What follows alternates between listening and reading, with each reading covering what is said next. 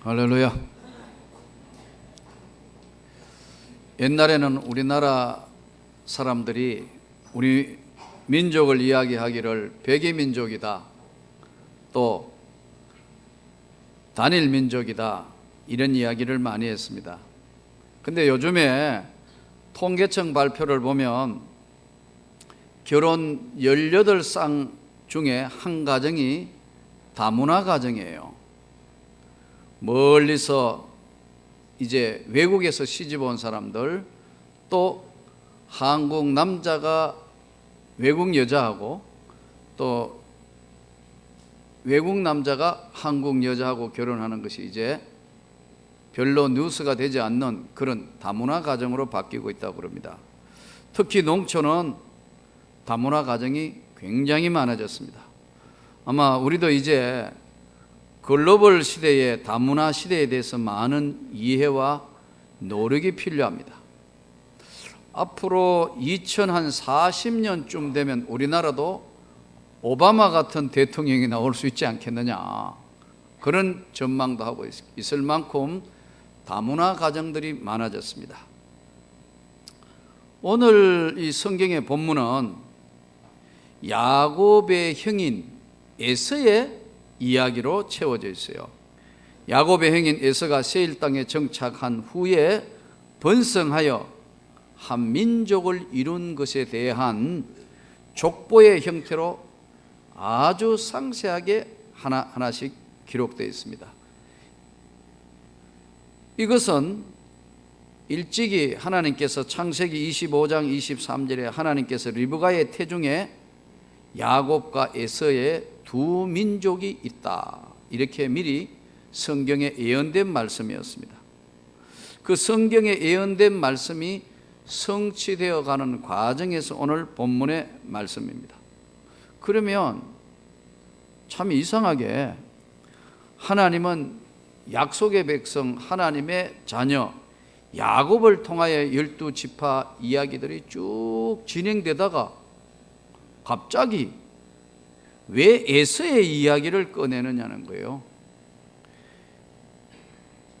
언약의 백성들이 민족을 이루듯이 에서의 족속들도 이방 민족이지만 어떻게 형성되었는가 하는 것들을 아주 상세하게, 아주 세밀하게 오늘 말씀에 기록되어 있습니다. 자, 오늘 왜 그러면은 에서를 상세하게 이렇게 기록했는가 하는 의문이 들죠. 그러잖아요. 왜 그냥 야곱의 약속의 아들들만 그렇게 하면 될 텐데 왜 격가지인 이거 본론인 하나님의 백성 자녀 외에 왜 에서 에돔의 족보까지 이렇게 많이 펼쳐 놓았느냐 하는 겁니다. 이것은 당시에 이방 민족인 에서의 후손을 상세히 언급한 것은 후에 예수 그리스도를 통하여 이방 민족까지라도 구원하시려는 하나님의 섬세한 섭리의 계획이 그때부터 진행되고 있으셨다. 바꾸어 이야기하면 예수도 이방 족속이지만 우리 한국 사람은 성경으로 볼 때는 전혀 피도 한 방울 안 섞여 있는 전혀 이방 족속이에요. 먼 데 있는 나라, 본질상 진노의 자녀였더니 국률에 풍성하신 하나님이 먼 데 있는 자든 가까이 있는 자든 누구든지 주 예수 이름을 부르는 자는 구원을 받으리라. 바로 우리 한국도 에서만 이방 쪽이 아니고 더더군다나 피도 한 방울 안 섞인 멀리 있는 족속인데도 하나님께서 구원을 하시려는 깊은 섭리를 이 말씀을 통해서 볼 수 있다는 거예요. 불신자 영혼 구원에 얼마만큼 관심이 있는 것이냐 하는 것을 오늘 하나님이 펼치시면서 보여주신 내용입니다. 6절부터 8절의 말씀을 다시 한번 살펴보면 에서가 자기 아내들과 자기 자녀들과 자기 집의 모든 사람과 자기의 가축과 자기의 모든 짐승과 모든 재물을 이끌고 동생 야곱을 떠나 다른 곳으로 갔으니 두 사람의 소유가 풍부하여 그들의 가축으로 말미암아 용납할 수 없었더라. 이에 곧 에돔이 세일산에 거주했더라. 건너편으로 가서 이제 세일산에 거주했다. 에돔, 에스라는 것은 붉다는 뜻입니다. 실제로 성지에 가보면 그쪽 산 쪽이나 돌이 붉습니다. 붉다 이런 뜻입니다.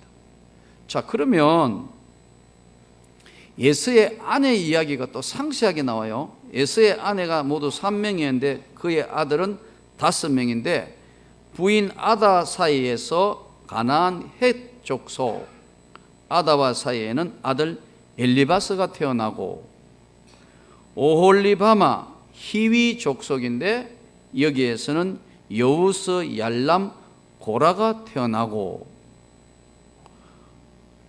바스마색에는 이스마엘 족속이었는데 루엘이 태어났더라. 여러분, 우리 족보도 다 모르는데 이거 남의 족보를 다 알려니까 얼마나 골치가 아픕니까? 예전에 이스라엘 선교사가 히브리어를 잘 하니까 이제 이스라엘 사람 전도하기 위해서 대화를 했대요. 그래서 아브라함과 다윗의 자손 예수 그리스도의 세계라. 아브라함이 이삭을 낳고 이삭이 야곱을 낳고 했더니요, 이스라엘 사람이 딱 듣더니 그거는 우리 족보인데 너의 족보나 이야기하지 남의 족보를 왜 이야기하냐 그러더래요. 그러니까 전도하다가 힘이 다 빠져. 그건 우리 조상 족보를 가지고 와가 너희 족보하고 아무 관계없는 우리 조상 이야기를 왜 하느냐 그러더래요. 그래서 이렇게 돼가지고 예수가 왔다 하니까 너나 잘 믿으라 그러더래요. 그러니까 여러분, 이게 사실은 우리하고 이 족보하고 무슨 관계가 있어요? 그러면 오늘 우리가 에서의 후손이란 뜻이 뭐냐? 에서의 족보가 주는 의미가 뭐냐? 에서는요, 유물주의입니다. 에서는 현실주의예요. 에서는 하나님 믿지 않는 불신자의 세계의 사람들을 이야기하는 내용들입니다. 유물주의는 뭐죠? 로마서 말씀대로 그 마음에 하나님이 없다 하거늘. 마음속에 하나님이 없어요. 마음속에 전혀 하나님이 없어요. 그러면 여러분, 우리가 의문이 생기는데 에서가 어떤 가정에 태어났어요? 에서의 아버지는 누굽니까? 이래 물으면 성경 다 알면서 가만히 있어요. 내가 모를까 봐. 그렇지만 말을 안 하지. 이렇게 있다고요. 자, 크게 한번 대답해 봅시다. 에서의 아버지가 누구죠? 누구요? 이삭입니다. 그죠? 이삭은 누구의 아들입니까? 믿음의 조상 아브라함의 아들 아니에요. 그러면 이게 에서는 몇 대째 지금 믿는 집의 애예요? 믿음의 조상 아브라함, 아버지 이삭, 다음에 야곱과 에서가 태어났는데 믿음의 3대째란 말이에요. 그렇죠? 믿음의 3대째. 근데 한쪽은, 이 가정의 한쪽은 야곱은 믿음의 유산을 물려받았어요. 신앙을 가지고 있단 말이에요. 그 마음에 하나님을 경외하고 하나님 앞에 기도하고 하나님의 말씀대로 살려고 수많은 세월 동안 노력하고 또 노력해요. 그런데 한 가정에 태어난 할아버지 아브라함, 아버지 이삭, 어머니 리브가, 할머니 사레, 이 다 믿음의 사람들 아니에요. 믿음의 족보의 이야기잖아요. 근데 이상한 게 하나 나왔어. 에서가. 그럼 여러분, 에서가 안 믿는 사람이라고만 무조건 내치기에는 기도하는 집에 태어났고 하나님 말씀 앞에 제단 쌓는 집에 태어났고 어려서부터 다 보고 자랐지만 그 마음에 하나님을 담지 못했다는 거예요. 여러분, 이런 가정 충분히 있습니다.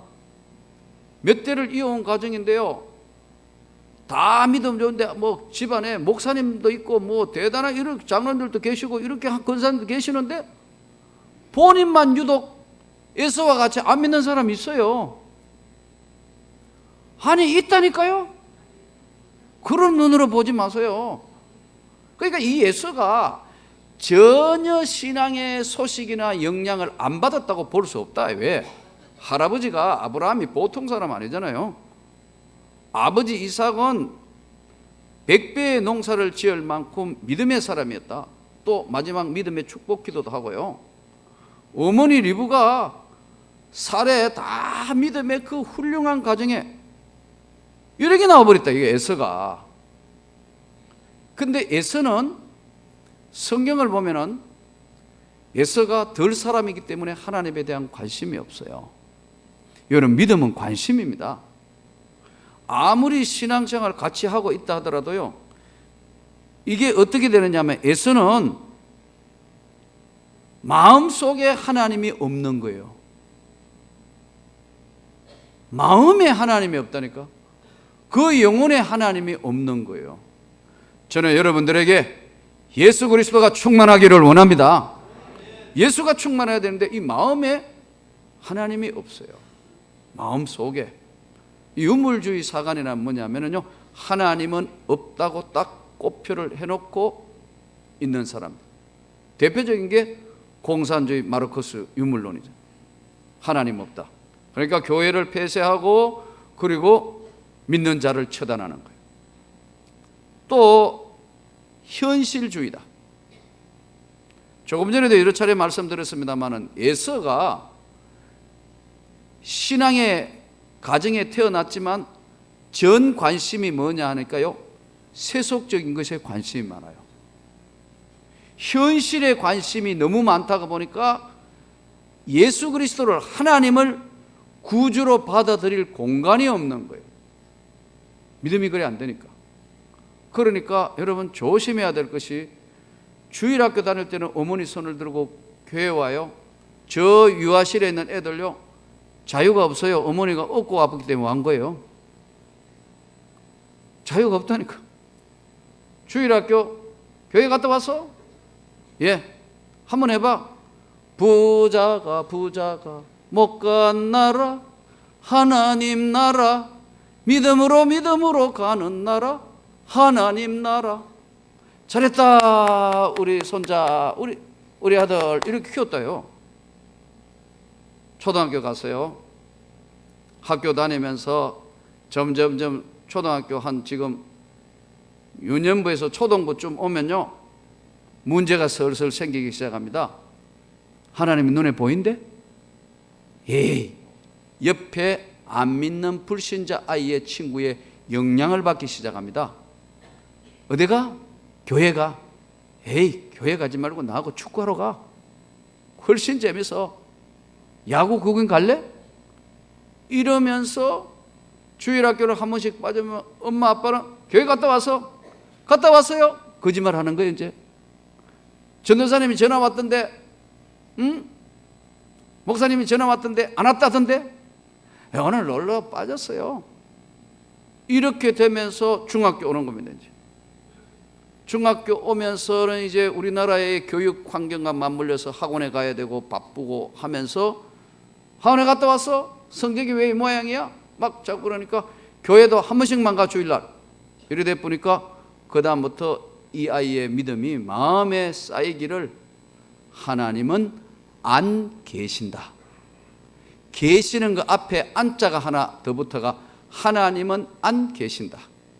유명한 맹인 목사님인 안요한 목사님이, 아버지가 목사님인데도 하도 그러니까 집 앞에 뭐라고 써놨냐면은 자기 집 교패 밑에 하나님은 안 계시느니라 이래 써놨다. 그렇게 이제 불신자로 서서히 바뀌어가고 중학교, 고등학교, 남자 같은 경우에 대학교 가서는 이제 자유인이 되면서부터 서서히 교회하고는 멀어지게 되면서 마음에 하나님을 담아두지 않는 것, 이것이 유물적인 사관이고 현실 사관으로서 불신자의 역사, 결혼도 마음에 하나님이 없으니까 믿는 가정인데 불신 결혼을 해버리는 거예요. 그러니까 믿음도 원래 없는 데다가 아예 믿음 없는 사람하고 만났으니까 믿음 이야기는 하나도 없고 불신자의 역사 속에 깊이 들어가 있는 게 지금 에서의 모습입니다. 이해가 됩니까? 처음부터 에서가요 전혀 하나님하고 관계없는 사람이 아니에요. 그래서 기독교는 예수를 신앙으로, 예수를 신앙의 구주로 고백하는 것이 기독교 종교입니다. 여러분이 예수가 구주인 걸 믿습니까? 예수가 구주인 것을 믿는 사람은 어디 가도 믿음 생활은 해야 돼. 어디 가도 교회는 다녀야 돼. 어디 가도 이제 주님을 떠날 수는 없어요. 왜? 주님이 나의 구세주고 나를 구원한 걸 내가 믿기 때문에. 주님을 떠나서는 존재할 수 없는 것이 구원받은 하나님의 백성입니다. 하나님의 약속은 신실하단 말이에요. 끝까지 하나님이 지켜주시고 보호해 주시고 인도하시는 겁니다. 얼마 전에 뉴스에 나온 것처럼 어느 결손 가정에 부부가 5년간 별거하는데 어머니는 자식 보고 전국에 1등 해라. 서울대학 가야 한다. 전국에 반드시 1등을 해야 된다. 막 아이한테, 그러니까 이 아이가 어떻게 해요? 예? 공부는 1등 할 수 있는 거, 여러분 전국의 1등은 그게 아무나 하겠습니까? 반의 1등도 아무나 못 하는데. 맞잖아요. 여러분 1등 했습니까? 난 공부 1등 한 번도 못 해봤어요. 예. 1등 하는 게 반에서도 힘든데 전국에 1등 하라니까 이 아이가 받는 압박이 얼마나 많겠어요. 그러니 여러분 나중에는 부모 속이가 할 수 없이 성적 자꾸 속이다가 이제 탄로날 테니까 있을 수 없는 일이 부모를, 어머니를 살해해 놓고 8개월 동안 방치했는 이 엄청난 사건을 통해서 우리나라 교육의 한 단면을 볼 수 있고 세상 속에 있는 사람들의 단면을 볼 수 있는 겁니다. 여러분 오늘 예수 그리스도를 구주로 믿는 것이 이 세상에 가장 소중한 줄 알고 신앙 고백합시다. 예수를 위하여 사는 삶이 되기를 바랍니다. 주 예수를 믿으라. 그리하면 너와 내 집이 구원을 받으리라. 하나님의 약속은 조금도 변함이 없다.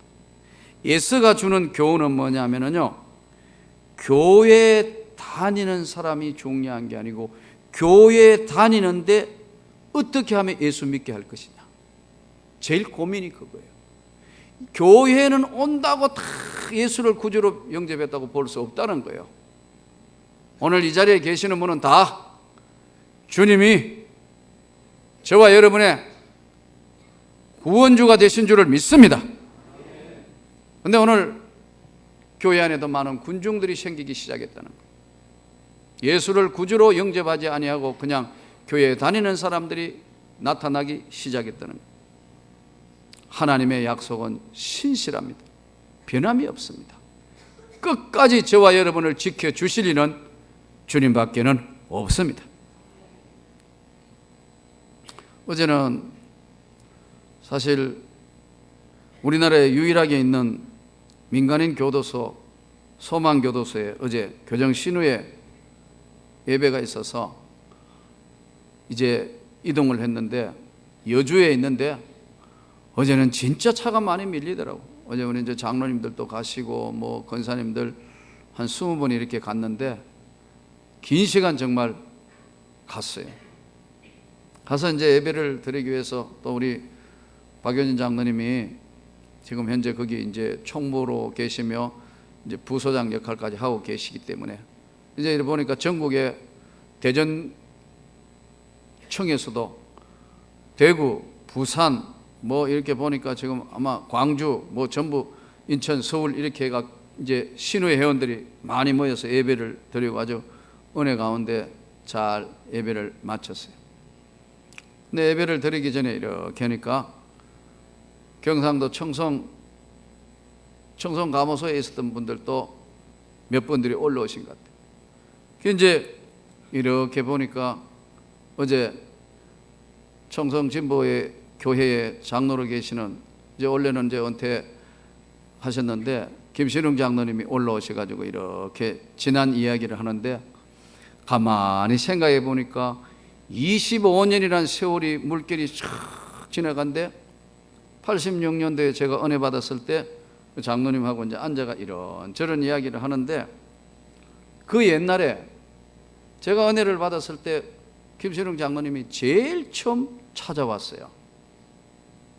찾아와서 이제 만남을 시작해서 대화를 하고 기도도 하고 그랬는데, 그 장로님에게 내가 한번 어느 날 물어봤어요. 그렇게 열심히 교도소 선교를 하는데 어떻게 교도소 선교를 하게 됐수? 이렇게 물었더니 장로님이요, 그분은 아주 독특한 사투리를 잘 써요. 있지 않습니까? 이러면서, 예, 그랬더니 사실 내가 아버지가 장로고 장로의 아들로 태어났는데 믿음 생활하면서 한 번도 제대로 하나님의 살아계신가 그걸 못 느끼고 그냥 습관적으로 장로님의 아들이니까 그냥 교회를 나왔는데, 일찍이 천식이 발발해가지고, 이 천식은 마음대로 할 수 없는, 이 천식이 겨울 되면 굉장히 힘들고 쇠쇠 소리가 나고 해서 천식 때문에 군대도 갔다 오지 못했다 하더라고요. 공기가 제일 좋은 데가 당시에 어디 있느냐 해서 직업이 수의사입니다. 수의사. 그래가지고 멀리 청송 땅에 오면 제일 공기 좋고 당시에 산골짜기라고 왔대요. 그 와가지고 이제 동물병원 하면 수의사 하면서 살았는데 계기가 마련됐다는 거예요. 그러니까 이제 계속 이렇게 환자들은, 특히 천식 환자는 걸어가다가 숨이 갑자기 가쁘면 이렇게 쏘는 게 있어요. 예, 보면 기관지가 확장됨으로 갑자기 천식은 이게 목을 조아오는 거거든요. 숨을 못 쉬어요. 눈이 막 뒤집어지면서 막 조는 거예요. 그래서 이제 칵 이렇게 쏘는데 타이밍을 못 맞춘 거예요. 예, 오면 빨리 포기해서 그냥 쏘아야 되는데 이 타이밍을 못 맞춰가지고 그냥 쓰러져 버린 거예요. 그래서 주변의 사람들이 막 해가지고 막 산소 마스크 이거 하고 막 이거 긴급으로 면단이니까 할 수 없이 시로, 안동시로 나갔대요. 이거는 이분의 이야기입니다. 제 이야기가 아니고 들었. 근데 이분이 이제 갔더니 거의 죽은 상태라. 근데 이제 병원에서 뭐 의사, 간호사하고 좀 주변에 있는 사람들인데 이러더래요. 영안실로. 그런데 아주 독특한 경험을 했대요, 이분이요. 자기 이렇게 몸이 이렇게 있는데 자기 영혼이 자기 시체를 이렇게 보고 있대요. 영안실로. 그러는데 난 살아있는데? 이렇게 생각하는데 누군가가 이야기를 하시더래요. 너는 앞으로 갇혀있는 자들을 위해서 헌신해라. 내가 다시 살려주마. 자기는 그게 예수님이라고 늘 그렇게 믿고 있다더라고. 그러는데 몸이 꿈틀꿈틀해가 살아난 겁니다, 여러분. 죽을 줄 알았는데 살아나서. 그래가지고 이제 보통 보면은 숨을 못 쉬면 공기가 안 통해가 내가 이렇게 치매를 당하는데 내도 멀쩡하고 하여튼 살아나가지고 그 다음부터 전 모든 거 교도소 선교하는데 올인을 했다 할 만큼 생애를 던져서 청송감호소에 많은 일들을 했고 해왔고 지금도 그렇기 때문에 어제 70이 넘었는데 오시더라고요. 여러분, 이렇게 하나님은 때가 참에 우리에게 은혜를 주시는 겁니다. 근데 계기가 마련되어 있다. 계기가 이 예서가 조금 전에 말씀드린 것처럼 우리 대한민국도 하나님으로부터 멀리 있는 이방 족속이었지만 하나님이 은혜를 베푸셔서 여기 선교사들을 보내고 예수를 믿게 해서 저와 오늘 여러분이 하나님 앞에 예배를 드리는 겁니다. 이게 얼마나 놀라운 사실이에요. 전하는 자가 없으면 누가 복음을 들으리요? 산을 넘고 들을 넘어서 예수의 복음을 전하는 발의 아름다움이요, 누군가가 전하는 사람이 있었기 때문에 그 복음을 듣고 회심을 하고 변화를 받았습니다.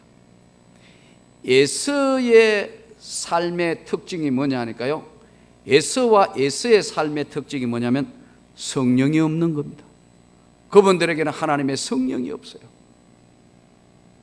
세상 것들만, 계산과 세상 것들만 있지 그 사람들에게는 하나님의 성령의 역사가 없단 말이에요. 그런데 많은 사람들이 성령에 대해서 말씀을 전하면 질문을 해요. 목사님, 성령은 어떻게 해서 받습니까? 성령을 받는 것은요, 성경이 성령을 받는 통로예요. 디모데후서 3장 15절에 성경은 능히 너로 하여금 완전케 하고 온전케 하여 구원에 이르는 지혜가 있게 하느니라. 그러니까 성령 받으려면 제일 첫 번째, 여러분 그렇게 성령을 받기를 원하는 사람은요, 성경이 성령을 받는 통로 역할을 해요.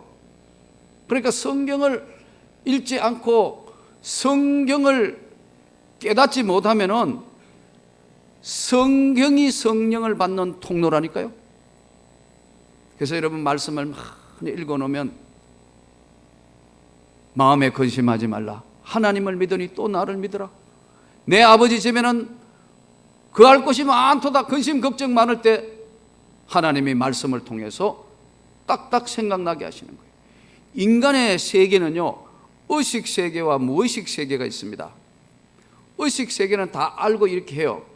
그런데 모든 기억력은 무의식 속에 존재하면서 자꾸 잊어버리고 있어요. 그런데 어느 날 성령이 필요할 때는 이것을 탁 끄집어내어서 말씀이 기억나게 하는 게 성령의 역사예요. 오늘 이 성경 말씀이 바로 그래서 우리를 하나님의 성령의 사람으로 인도하는, 성령을 받도록 인도하는 통로가 성경 말씀이에요. 그러니까 제발 성경을 읽어야 돼요. 성경 말씀을 공부를 해야 돼요. 오늘 이 하나님의 말씀, 제가 일반 교회하고 달라서 왜 다른 사람이 일반 교회 보면요, 아주 아나운서, 아주 목소리 예쁜 사람이 성경을 읽어요, 봉독해요. 근데 왜 다 같이 하나님 말씀 봉독합시다 하느냐 하면요, 하도 안 읽으니까 요때라도 읽어보려고. 새벽기도 때마다 왜 1장씩 하느냐 하면 하도 성경을 안 하니까 새벽기도라도 읽어보려고. 수요 예배 때마다 왜 강의를 하느냐 하면 성경을 알게 하시려고. 예. 그러니까요, 성경 한 번도 안 읽은 분요, 예배만 열심히 나와도 그래도 성경은 그렇게 읽으면 안 되겠지만 안 죽는 양의 음식은, 말씀은 먹는 겁니다. 성경이 성령을 받는 통로입니다. 또 하나는 무엇이 성령을 받는 통로인가? 예수의 후손 세계에는 성령의 역사가 없다니까요. 기도할 때 기도가 성령을 받는 통로입니다. 오늘 성령과 은혜는 반드시, 성령 받았다는 것은, 성령과 은혜를 받았다는 것은 회개가 따라옵니다. 자기를 깨닫게 돼요. 내가 정말 죄인이라는 걸 알게 돼요. 내가 부족한 인생이라는 걸 깨닫게 되고 고백하게 돼요. 오늘 성령을 받으면 예수를 알게 돼요. 설명이 필요 없어요. 예수가 바로 하나님의 성령의 은혜의 말씀이 없었기 때문에 예수는 믿는 집안에 태어났지만 그 마음에 하나님을 두지를 못했어요. 우리 주변에 이런 사람들이 많이 있습니다. 장로님의 아들인데요, 우리 어머니가 권사인데요, 지금은요 제가 방황하고 있습니다. 교회 안 나오고 있습니다. 이야기 들을 때마다 끔찍끔찍 놀라는 이야기들을 많이 합니다. 아니 우리 애들 중에도 지금 아버지 어머니가 중직자인데도 교회 안 나오는 자녀들 들어 있습니다. 이미 하나님으로부터 마음이 떠난 사람들도 있습니다. 그러나 성경이 성령을 받도록 인도하고 통로가 되고, 기도가 바로 성령의 인도함을 받는다는 것을 잘 깨달아서 하나님께 영광 돌릴 수 있기를 바랍니다. 성령은요, 기도하고 말씀 보고 은혜를 계속해서 생활을 하지 않으면 성령은 소멸됩니다.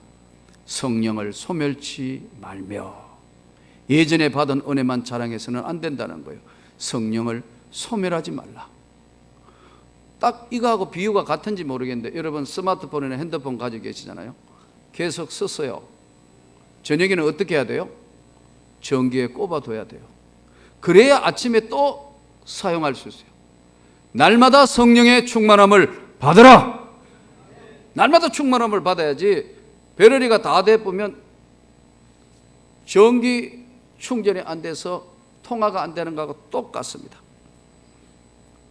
어떤 사람은 예수를 믿는데도 우리가 하나님의 사람으로 바뀌고 성경을 통해서 성경이 성령을 받는 통로가 되고, 어떤 사람은 기도가 성령을 받는 통로가 되는데요, 이렇게 되면은 신앙생활에 본인은 모르지만 자기도 모르게 한 형성을 가지게 됩니다. 신앙생활에 자기만 가지고 있는 한 가지의 형성을 하는데, 대부분 성경을 통해서, 성경 공부하다가 성경을 통해서 은혜를 받은 사람들은요, 대부분 보면요, 기도원이나 아니면 기도하다가 성령 받았다는 사람은 무시합니다. 에이, 저 무식한 거. 에이, 저 무식하게 말이야. 뭐 맨날 쥐야 해서 저 뭐 소리 꽥꽥 지르고 기도하고 몸을 벌벌 떨면서 뭐 이상한 방언 같은 거 하고, 저건 좀 안 맞아. 우리 교육주의 장로교 입장에서 보면 대부분 이쪽입니다. 믿습니까? 이 아멘 안 하잖아요. 순복음교회가 믿습니까? 하면 아멘 한다니까요. 믿습니까? 나 얼뚱말도. 믿습니까? 이청도 믿습니까? 이게 우리 전통 장로교회예요. 속으로 아멘 한다. 다 못하겠다. 안 나온대요. 개혁주의 교회들은 대부분 말씀을 통해서, 이렇게 말씀을 통해서 은혜를 받았기 때문에 굉장히 차분합니다. 하나 더하기는 하나, 하나 더하기는 하나. 그러면서 지적인 것과 이거를 성경을 통해서 성령을 받은 사람들이기 때문에 굉장히 이지적입니다. 반대편에요, 저 오순절 계통이나 순복음교회 이쪽 감리교 일부 성결교회 쪽에서는요, 기도를 강조하는 교회들이니까 기도, 방언 이런 거 받아가 막 주여 하면 온 교회가 들썩들썩 주여 막 요란하다. 이 사람들은 또 방언도 못하는 게, 에이구 저게 신앙생활 하는 거라고 이렇게 무시해요. 안 할 것 같죠? 무시해요. 기도원에 뭐 원장님들 기도원에 능력 받았다는 사람들은요, 아멘도 잘 안 하고요, 성경 말씀을 통해 이렇게 한 사람들을 보고 에이 저거 은혜 없어, 저는 아니야, 은근히 무시해요. 우리는 또 주야 주야 하고 하는 거, 맨날 목소해가지고 목사님 이런 거, 저 인생은 저거 아이고 저 무식한 거 저거 뭐 이상한 것들을, 우리는 또 그 사람들을 무시해요. 그렇죠? 이게 현실이에요. 그러니까 어디서 은혜를 받았느냐? 말씀을 통하여 은혜를 받았으면 조용해요. 정적이에요. 동적이지 않아요. 딱 판단하고 아멘도 속으로 하고 이래요. 또 반대로 막 기도는 올라갔다가 성령을 받았다, 얘가 막 기도만 하면 물 나간다 총 나간다 막 요란해요. 벌벌 떨면서. 그러면 옆에 사람들은, 다른 사람들은 방언을 못 한다든가 또 기도가 약하게 하면 저는 나보다 한 몇 수는 아래다, 이렇게 무시하는 마음이 서로가 있어요. 서로가 있다니까? 예. 이래요. 오늘 알아야 될 것은요, 서로가 균형을 이루어야 된다. 은혜 받아야 됩니다, 여러분. 성령 받아야 합니다, 여러분. 그러나 말씀을 통해서 여러분들이 이걸 성경이 성령을 받는 통로라는 사실을 잊으면 안 돼요. 아무리 은혜 받았다 하더라도, 기도원에 무슨 능력을 받고 다 받았다 하더라도 말씀이 없으면 그건 아무것도 아니라니까. 반대로 여러분, 우리가 지적인 거 다 하지만 영적인 충만함이 없을 때는 기쁨과 은혜가 충만하지 못하면 이것도 안 되는 거예요. 에서의 세계. 오늘 우리가 충만한 은혜와 말씀으로 이들 영혼을 변화시킵시다. 이들을 하나님의 사람으로 만들고 하나님의 큰 역사가 나타나도록, 건강한 교회일수록 말씀과 성령의 역사가 균형을 이룬 교회입니다. 저는 오늘 이 에서의 세계를 보면서 우리 주님은 지금도 이 에서에 대해 관심이 많아요. 에서의 족보에 대해서도 주님은 관심이 많아요. 이 주변에 있는 많은 사람들에게 예수 그리스도가 구주라는 사실을 철저하게 성경을 통해서 저들을 인도하고 기도의 능력을 통해서 응답을 받는 우리 명문교회와 저와 여러분이 되시기를 주의 이름으로 축원합니다.